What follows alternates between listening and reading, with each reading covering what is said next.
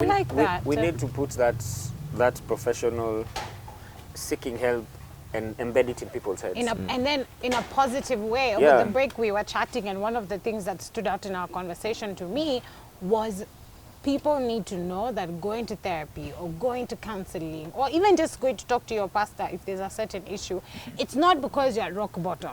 It's not because you're failing at something, like this is an exam and you're failed, so now you need to go see the teacher. No, sometimes it's just to help you get to the next stage or help you overcome an obstacle.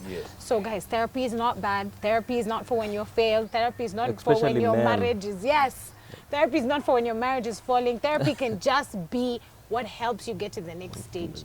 Maybe your wife is the problem. Therapy is where she'll be told. So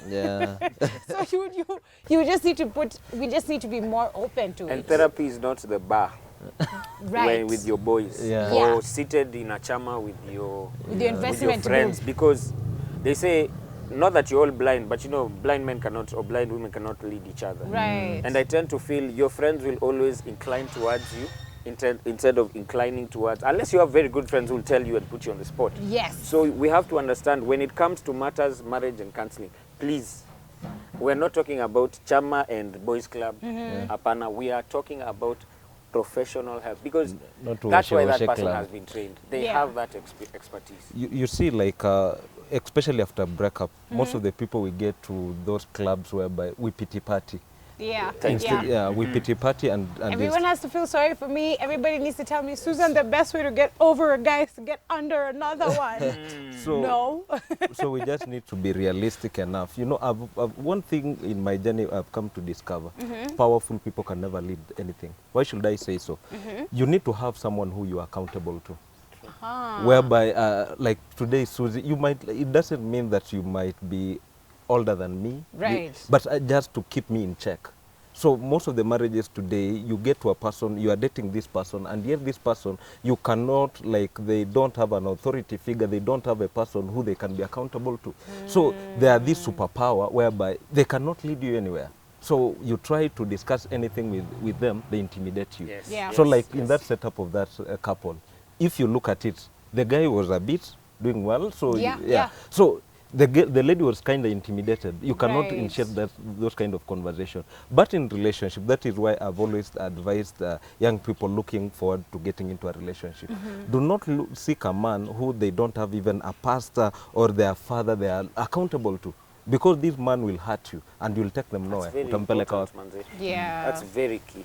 That is actually a very big guidance help. Like if somebody doesn't have somebody else they answer to, somebody else they need to explain themselves to, if they wild out in their life in whatever shape or form, then how will they be accountable to you or anything that they do to you? It's impossible. They really need to have, like, those are some of the serious conversations people need to have during the dating. It's not just to go there, eat ice cream and do all those kind of things and applying lipstick after every 2 seconds. You just need to sit there, ask serious questions.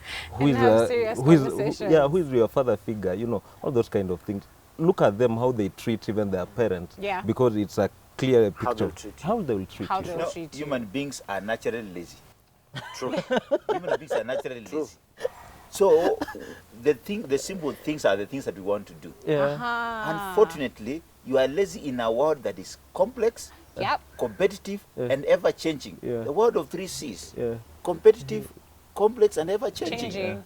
So when you walk around in an easy way, just a lazy, lousy lady or a gentleman, just walking around without challenging himself or herself on what is ahead of them, they fall into a ditch. And you cannot help each other because you are just babies who have beards and their bodies have changed, but in their mind, they have not changed. So you need to mature up, get things in the right way, face the challenges, and prepare yourself, just like in army. Because we say in army, you have to be prepared for the worst, not for the best. That's the way you can be able to face marriage in the right direction. Remember, one of the greatest things that we are missing in the world today is people say, I need advice on this. And that's the difference between counseling and advice giving. Any layman can give you advice.